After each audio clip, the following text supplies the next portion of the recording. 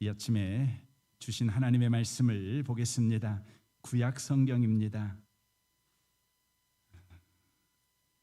제가 가지고 있는 성경으로는 1232페이지 다니엘서 말씀입니다.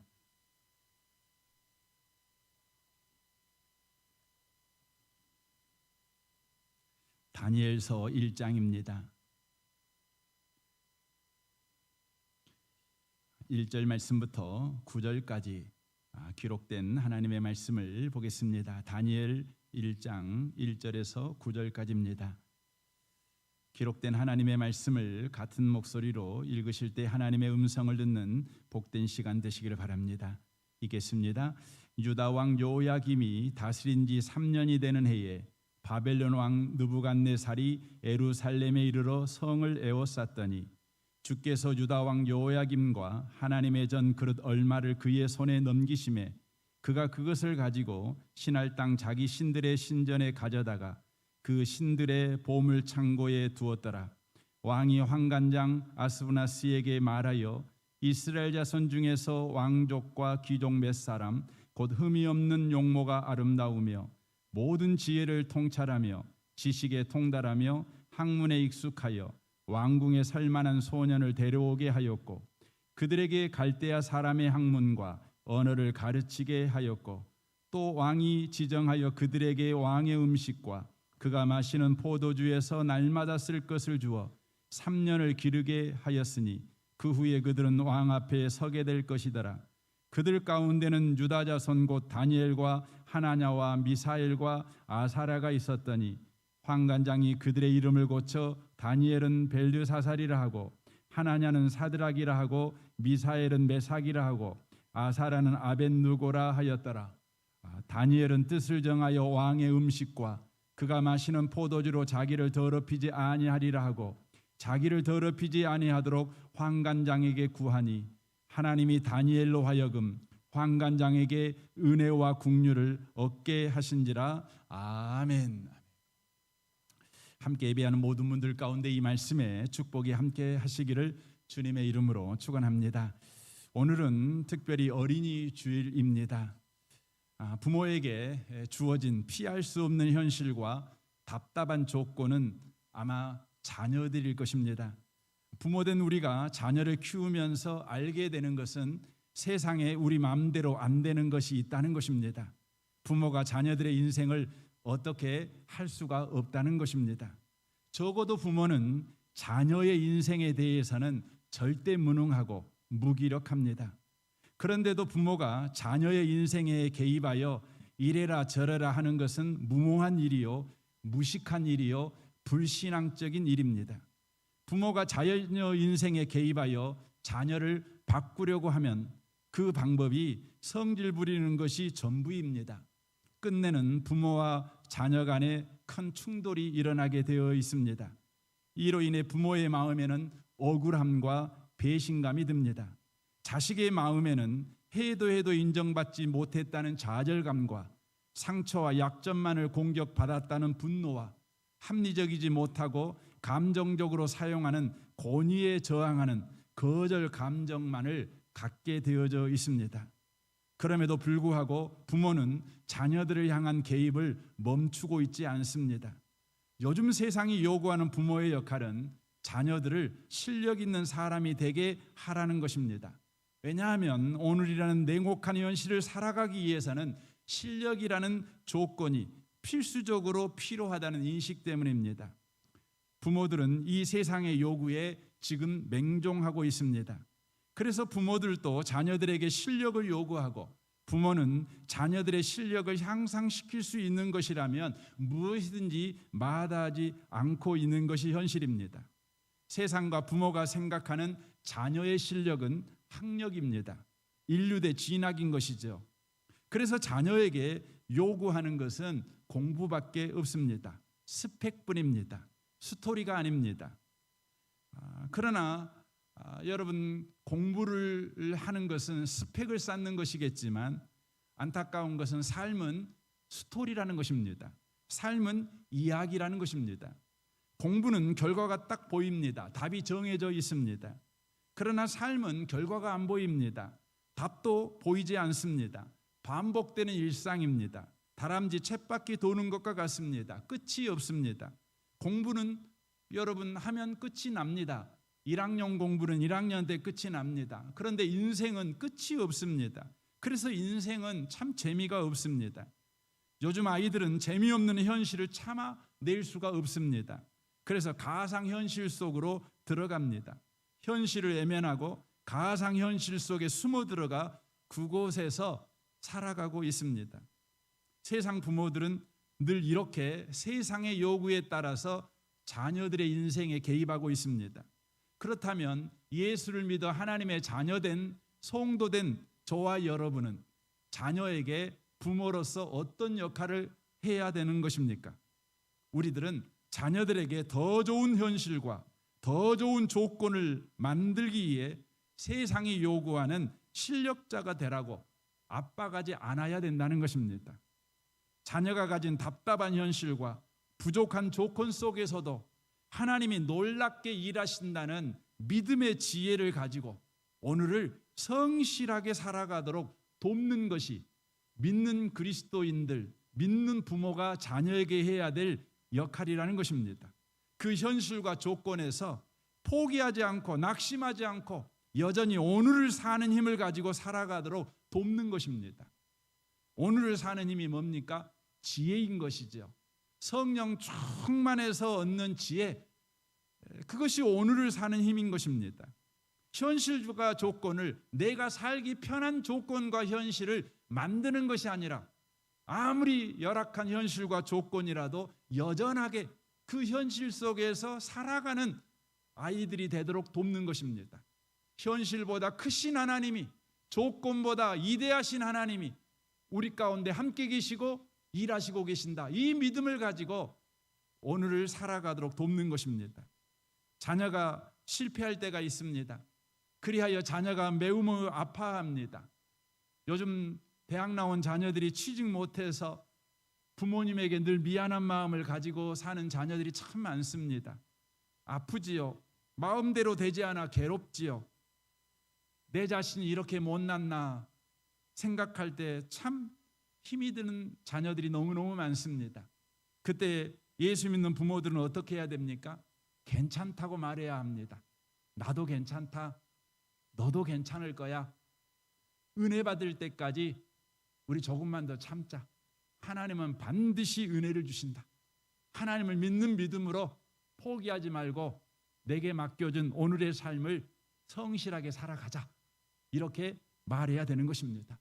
오늘 본문은 스스로 힘으로 감당할 수 없는 운명의 소용돌이 속에서 오늘을 사는 힘을 가지고 산 10대 청소년들의 이야기를 우리가 오늘 읽었습니다. 이들의 이름은 다니엘과 세 친구들입니다. 이들은 세상 말로 참 재수 없는 아이들입니다. 그들이 태어날 때 그들의 조국 유다는 구한말의 조선과 같았습니다. 백성을 보호해주지 못하는 무능한 왕과 힘없는 바로 그 나라 백성이었습니다. 마침내 유다는 당시의 신흥강국 바벨론의 침공을 받아 난공불락이라고 생각했던 예루살렘이 힘없이 무너졌습니다.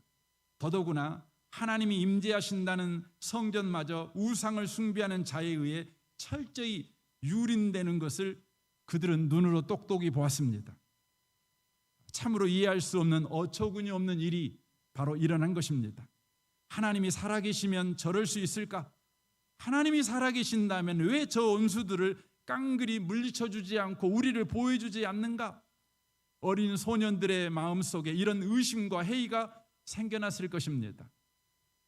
거기에다가 존경하고 따르던 믿음의 어른들이 힘없이 무너지고 세상에 아부하며 변절하는 모습을 그들은 또 수없이 보았습니다. 도무지 하나님이 계신 것 같지 않는 사태가 그들 앞에 연출이 된 것입니다. 그리고 이 소년들은 더 이상 고향 예루살렘에 살지 못하고 3,000km가 넘는 바벨론 땅에 붙잡혀 갔습니다. 그리고 그들은 다시는 엄마 아빠가 있는 고향 유다에 돌아오지 못합니다. 그때가 소년들의 나이가 바로 14세 때입니다. 14살 먹은 아이들이 견디기에는 너무 혹독한 현실이 그들 가운데 주어졌다는 것입니다. 그런데 예상과 다르게 포로로 잡혀온 그들은 왕궁에 거하는 특권을 얻게 됩니다. 그들은 지금까지 하나님이 계시지 않는 것 같은 상황에 계속 처해 있었습니다. 하나님이 계시면 이런 일이 있을 수 없어, 이런 현실을 계속해서 그들은 경험해 온 것입니다. 그런데 우상을 숭배하는 왕이 자기들을 선대하는 것입니다. 왕궁에 자기를 초대했고 그리고 거기에 살도록 파격적인 특급 대우를 해 주었습니다.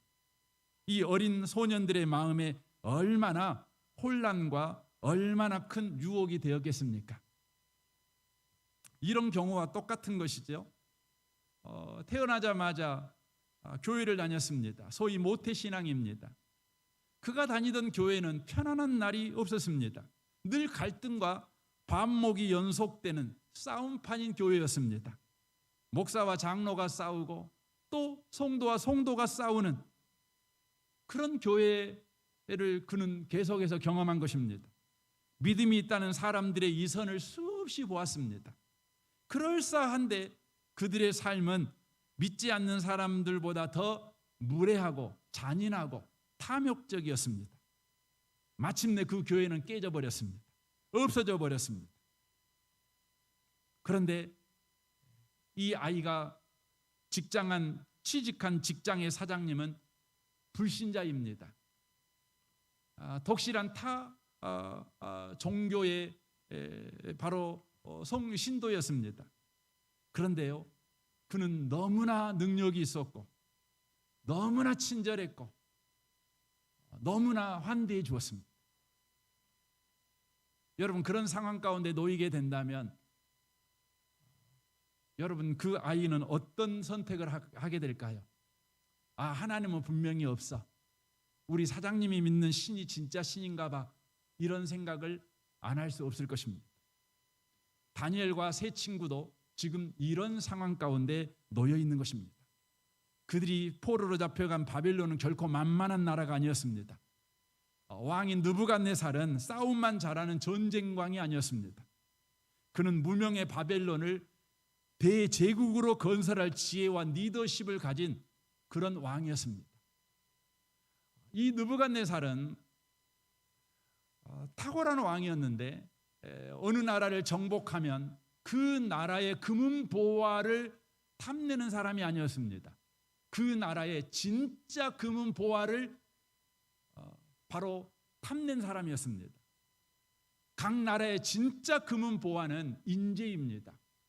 그래서 느부갓네살은 이스라엘을 공격하여 점령하자 이스라엘의 최고의 보물인 바로 인재들을 잡아갔습니다. 그냥 잡아간 것이 아닙니다. 선발 기준이 굉장히 까다로웠습니다. 그래서 인재 중에 인재들만 선발해서 그들을 데려갔습니다. 그리고는 바벨론 왕궁에 그들을 거하게 하고 3년 동안 인재 바로 개발을 하는 것이죠. 뛰어난 자들이 되게 만드는 것이죠. 그리하여 자신이 가지고 있는 야망, 대제국을 건설하는 일에 한 분야를 담당하는 사람들이 되도록 키워냈다고 하는 것입니다. 여러분, 세상을 봐보십시오. 세상에서 최고의 나라들에게는 한결같은 공통점이 있는데 바로 이 바벨론의 인재 바로 선발 시스템과 인재 발전시키는 개발시키는 시스템을 가지고 있다는 것입니다. 글로벌 회사라고 하는 회사를 보면 그렇지요. 여러분, 이 바벨론의 이 느부갓네살에 의하여서 후에 있는 모든 제국들은 바로 이 전철을 그대로 밟아서 인재를 귀하게 여기는 나라들이 되는 걸 보게 됩니다. 느부갓네살은 우상을 섬기는 사람입니다. 그럼에도 불구하고 뛰어난 자였다는 것입니다. 그러므로 다니엘과 세 친구가 흔들릴 수밖에 없는 그런 매력적인 바로 인물이었습니다. 그러나 우리는 성경을 보면 이 네 소년들이 흔들리지 않았다는 것입니다. 나라가 망하고 자신들이 비록 포로로 잡혀왔지만 하나님은 자신들에게 선대하지 않은 것 같은 느낌이 드는데 우상을 섬기는 왕은 자기에게 선대하고 있는 그런 현실을 살아가고 있지만 그들은 흔들리지 않았습니다. 왜 흔들리지 않았을까요? 그 이유를 다니엘서 1장 2절은 소개합니다. 주께서 유다 왕 여호야김과 하나님의 전 그릇 얼마를 그의 손에 넘기심에라고 되어 있습니다. 다니엘서를 다니엘이 쓰고 있는데 다니엘은 그 역사에 일어나고 있는 모든 사건을 어떤 눈으로 보고 있냐면 주께서 주도권을 가지시고 역사를 주장하고 있는 것으로 보고 있는 것입니다. 바로 이스라엘이 망한 것, 자신이 포로로 잡혀온 것, 그것은 하나님이 패배한 사건이 아니라 하나님이 더 큰 목적을 위해 행하신 일로 그렇게 받아들이고 있다는 것입니다. 그리하여 그들 자신들이 바벨론에 재수없어 끌려온 것이 아니라 하나님의 높은 뜻을 위해 보내심을 받은 자라는 것을 그들은 알았다는 것입니다. 그래서 그들은 바벨론에서 보내심을 받은 자다운 삶을 살아갔다는 것입니다. 저는 이 아침에 이 예배를 드리는 모든 성도들, 특별히 우리 청년 청소년들, 우리 어린아이들이요, 여러분이 어떤 현실과 어떤 조건 속에 있을지라도 그것은 하나님이 여러분을 버린 용고이거나 하나님이 힘이 없어 패배한 용고가 아니라 하나님이 높은 뜻을 가지고 바로 그 뜻을 이루기 위해서 여러분을 보내신 자리라는 것을 꼭 믿는 분들이 꼭 되시기를 바랍니다. 그리하여 저와 여러분이 그 현실과 그 조건 속에서 보내심을 받은 자처럼 살아가는 사람들이 꼭 돼야 됩니다. 보냄을 받은 자는 배와 같습니다. 배는 항구에 정박하기 위해 만들어진 것이 아닙니다. 배는 물을 향해 나아가라고 만들어진 것입니다. 그러므로 다니엘과 이 세 친구들은 바벨론을 향해 나아가기 위해서 바벨론의 학문과 언어에 능숙했고 이름을 수용했습니다. 자신들을 바벨론에 보낸 이유는 바벨론 속으로 들어가라고 보냈다는 것을 그들은 알았습니다. 그래서 그들은 바벨론의 학문과 언어에 능숙했습니다. 그리고 이름을 수용했습니다. 교회에서는 집사님, 장로님, 권사님으로 불리우지만 세상에서는 사장님, 부장님, 과장님, 또 어떤 사람은 무례하게 어이 이렇게 부르기도 합니다. 그런데 그걸 다 수용했습니다. 왜냐하면 나는 세상 속으로 보냄받은 자니까. 세상과 단절해서 살라고 나를 그리스도인으로 만든 것이 아니라 세상 속에 들어가 살라고 나를 그리스도인으로 만들었으니까. 우리도 세상 속으로 보내심을 받은 사람인 것으로 우리는 세상의 학문과 언어에 능숙해야 합니다. 세상에서 불려지는 이름을 우리는 수용해야 합니다.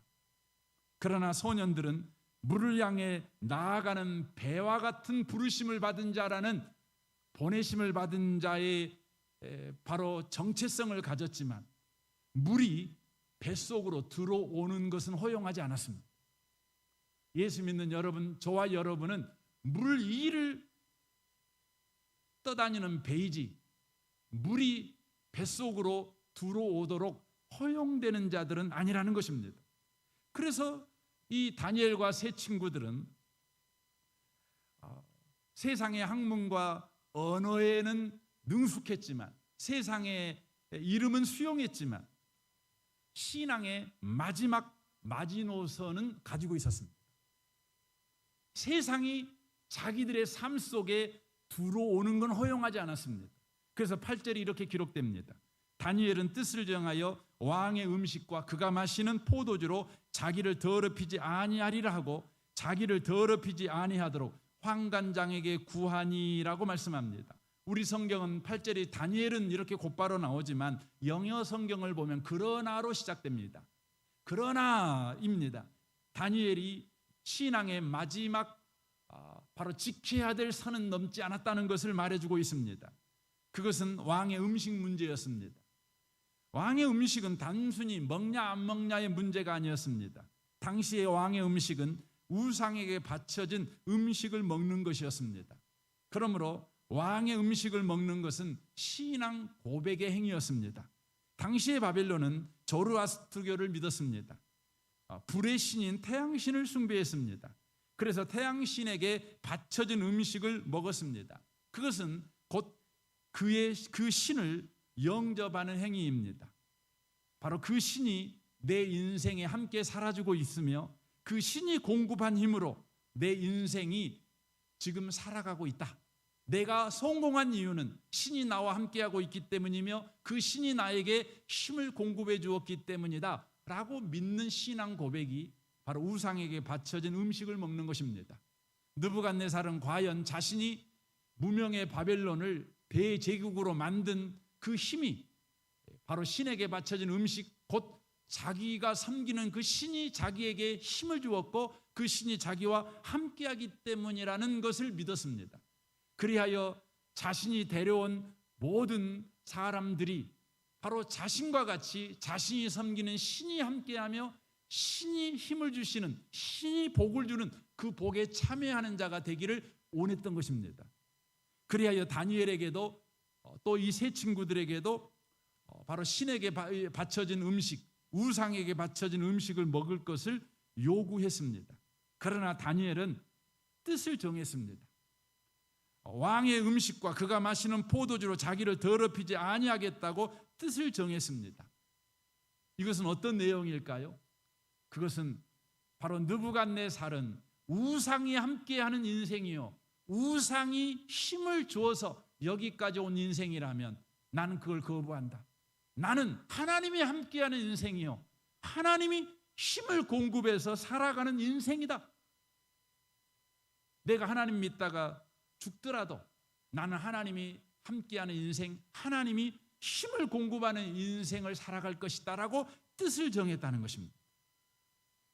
이것이요, 모든 그리스도인들이 세상 속에서 살아갈 때에 바로 지켜야 될 신앙의 마지노선입니다.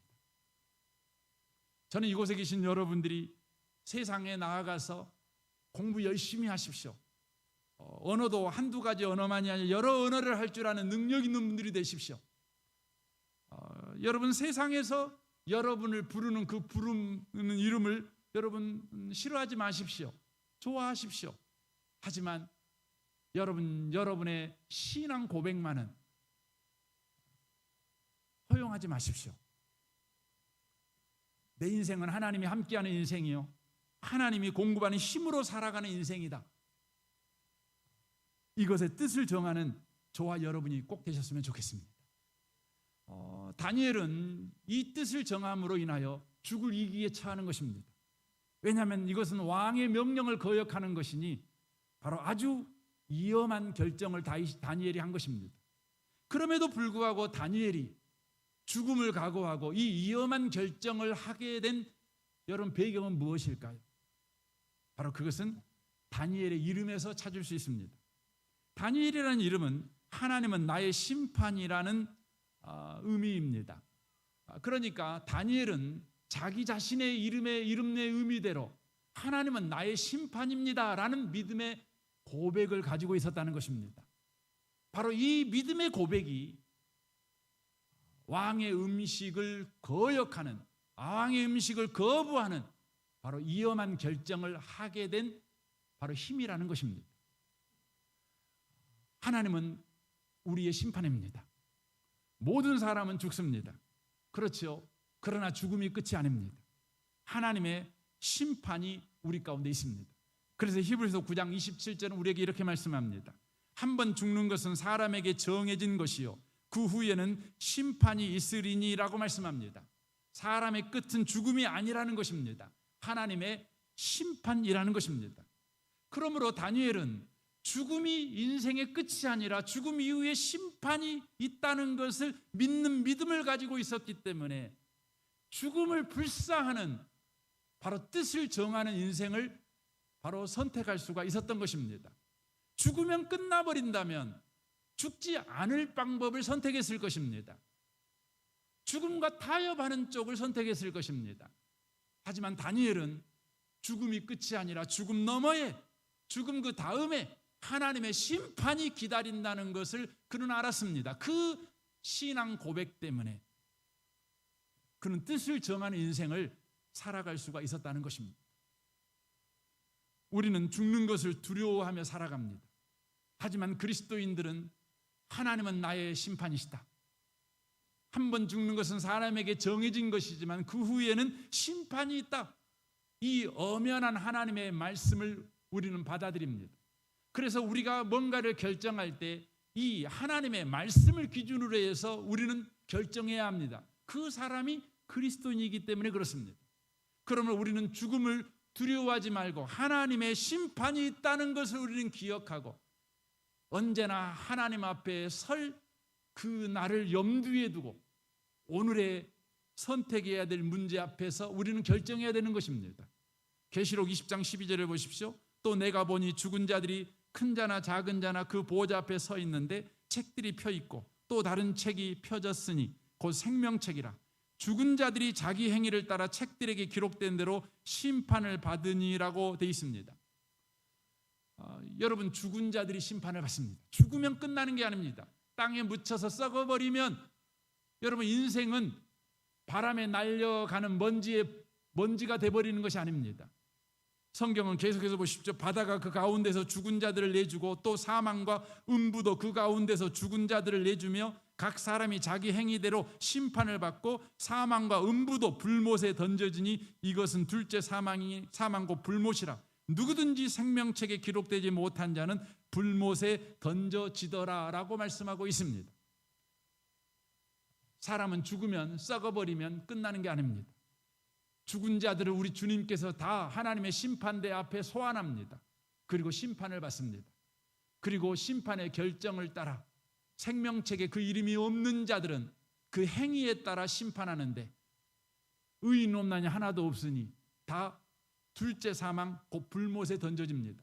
지옥에 던져진다고 성경은 말씀합니다. 하지만 예수 그리스도를 내 주 내 하나님으로 믿은 사람은 예수님의 그 피로 쓴 우리의 이름이 생명책에 기록되어 있습니다. 주님은 저와 여러분을 행위에 따라 처벌하지 아니하시고 예수가 십자가에서 행하신 그 크신 은혜를 따라 우리를 대하실 것입니다. 그리하여 저와 여러분은 하나님의 심판이 두려움의 장소가 아닙니다. 공포의 시간이 아닙니다. 기쁨과 환희의 시간이 될 것입니다. 저는 이 아침에 오신 복 있는 분들이 하나님의 심판의 날을 사모하십시오. 기대하십시오. 저와 여러분에게 환희의 날, 축제의 날이 오게 될 것이기 때문에 그렇습니다. 짐승은 죽음이 끝입니다. 그러나 사람은 죽음이 그 끝이 아닙니다. 하나님의 심판이 최종 끝입니다. 여기에서 세상에 굴복하지 않고 신앙을 지키는 뜻을 정하는 인생이 나오는 것입니다. 창세기 5장에 에녹이라는 사람이 나옵니다. 에녹은 세상과 벗하지 않았습니다. 그는 300년 동안 하나님과 동행하는 삶을 살았습니다. 왜 그가 그런 삶을 살았습니까? 창세기 5장 21절입니다. 에녹은 65세에 무두셀라를 낳았고 무두셀라를 낳은 후 300년을 하나님과 동행하며 자녀를 낳았으며 그 365세를 향수하였더라라고 되어 있습니다. 에녹이 65세에 무두셀라를 낳았습니다. 그때부터 에녹의 삶이 획기적으로 변했다, 이렇게 성경은 증언합니다. 이것은 에녹이 65세의 아들을 낳을 때에 바로 그에게 무슨 일이 일어났다는 것입니다. 무슨 일이 일어났을까요? 그가 낳은 아들의 이름을 이렇게 짓습니다. 무두셀라. 무두셀라는 그가 죽으면 세상에 심판이 온다라는 뜻입니다. 내 아들이 죽으면 세상에 심판이 온다, 그거지요. 바로 이것은 하나님으로부터 아들을 낳을 때에 특별한 계시를 에녹이 받은 것을 이야기하고 있는 것입니다. 바로 하나님께서 네 아들이 죽는 해에 세상을 내가 심판할 거야, 이걸 말해주는 것입니다. 죽음이 끝이 아니라 심판이 있다, 이걸 바로 하나님으로부터 들은 것입니다. 그때부터 에녹은 세상과 벗하지 않았습니다. 세상의 즐거움을 쫓아가지 않았습니다. 세상의 성공을 추구하지 않았습니다. 세상의 향락을 추구하지 않았습니다. 그때부터 하나님 앞에 설 날을 사모하며 하나님 앞에 부끄럽지 않는 삶을 매일매일 살아내는 인생의 전환이 일어나게 된 것입니다. 사랑하는 성도 여러분, 왜 우리는 여전히 세상과 벗할까요? 왜 여전히 우리는 세상을 탐할까요? 세상을 소망할까요? 그 이유는 죽으면 끝이라는 생각 때문입니다. 여러분, 막 사는 사람들을 여러분 보시면 그들에게 한결같이 가지고 있는 믿음이 있습니다. 그건 뭐냐면 죽으면 끝장난다는 것입니다. 죽으면 끝이라는 것입니다. 죽으면 끝나니까 죽기 전에 놀자는 것입니다. 죽기 전에 즐기자는 것입니다. 하지만 경건하게 사는 자들의 삶을 보면 그들에게는 이런 믿음이 있습니다. 한 번 죽는 것은 사람에게 정한 것이지만 그 후에 심판이 있다. 그러므로 하나님 앞에 설 날을 사모하며 하나님 앞에 설 날을 기대하며 오늘 오늘을 믿는 자답게 살아내는 것입니다. 바울은 스펙이 참 좋은 사람입니다. 그는 천재입니다. 부모가 천재인 그를 집에 그냥 둘 수가 없어서 이른 나이에 예루살렘에 유학을 보내는 것입니다. 당시에 최고의 학파인 가말리엘이라는 사람 밑에 들어가 바울은 공부를 합니다. 그는 20세가 막 넘었을 때 이미 그는 사내드림의 의원이었습니다. 곧 요즘으로 말하면 국회의원이었다는 것입니다. 대단한 사람이 아닙니까? 그는 학문에 능한 사람이고 여러 나라 말을 할 줄도 아는 사람입니다.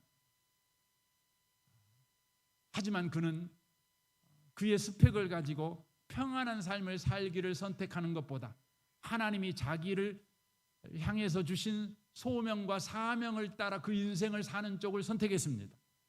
하나님이 주신 소명과 사명을 따라 사는 삶은 세상에서 환영받는 삶이 아닙니다. 세상에서 고난받는 삶입니다. 고통스러운 삶인 것입니다. 그는 그런 삶을 선택했습니다. 그럼에도 불구하고 바울은 흔들림이 없이 하나님께서 그에게 맡겨준 사명을 최후까지 감당했습니다. 그 힘이 어디에서 나왔을까요? 디모데후서 4장을 보겠습니다. 하나님 앞과 살아있는 자와 죽은 자를 심판하실 그리스도 예수 앞에서 그가 나타나실 것과 그의 날을 두고 엄히 명하노니 너는 말씀을 전파하라. 때를 얻든지 못 얻든지 항상 힘쓰라. 범사에 오래 참음과 가르침으로 경책하며 경계하며 고나라. 때가 이르리니 사람이 바른 교훈을 받지 아니하며 기가 가리워서 자기의 사욕을 따르 스승을 많이 두고 또 그 길을 진리에서 돌이켜 탄한 이야기를 따르리라. 그러나 너는 모든 일에 신중하여 고난을 받되 전도자의 일을 하며 내 직무를 다하라. 전제와 같이 내가 벌써 부어지고 나의 떠날 기약이 가까웠도다. 나는 선한 싸움을 싸우고 달려갈 길을 마치고 믿음을 지켰으니 이제후로는 나를 위하여 의의 멸류관이 예비되었으므로 주 곧 의로운 재판장이 그날에 내게 주실 것이며 라고 말합니다. 그는 믿음의 아들 디모데에게 어떤 경우에도 어떤 환난이 있어도 어떤 부끄러움과 어떤 천히 여기는 상황이 될지라도 전도인의 일을 다해라. 복음을 전해라. 말씀을 전해라. 사람들이 듣기 좋은 소리 하지 말고 사람들에게 반드시 필요한 설교를 해라. 그 이유는 뭐냐면 우리 하나님이 심판주이시가 곧 오실 것이기 때문에 그렇다. 심판하실 그리스도가 바로 우리 앞에 있기 때문이다. 너는 심판자이신 주님 앞에 설 것이기 때문에 그렇다. 나는 이 고단한 인생, 이 고통스러운 인생을 흐틀림없이 달려갈 길 다 달려갔던 이유가 있는데 그것은 우리 주님 때문에 그렇다. 심판주이신 주님이 나를 기다리고 있기 때문에 그렇다. 내게만 아니라 주의 나타나심을 사모하는 모든 자에게도니라. 사랑하는 성도 여러분, 저와 여러분이 뜻을 정하는 인생을 살아가야 합니다. 지금 교회의 형편들은 녹록하지 않습니다. 이 한국 교회를 보고 있으면 하나님이 정말 살아계시는가? 이런 생각이 듭니다. 싸움이 안 일어나는 교회가 없습니다. 문제가 없는 교회가 없습니다. 그런 교회 속에 자라고 있는 청소년들의 마음에, 청년들 마음에 이따 이 교회는 떠나버려야 돼. 하나님이 없어. 나는 교회를 보면서 하나님이 없다는 걸 확신하게 되었어. 저 이선을 떠는 자들을 보면서 더 확신하게 되었어. 우리가 그렇게 말하는 청년, 청소년들에게 할 말이 없습니다. 하지만 우리는 기억해야 합니다. 이것은 하나님의 패배했기 때문이 아닙니다. 하나님은 지금 일하고 계십니다.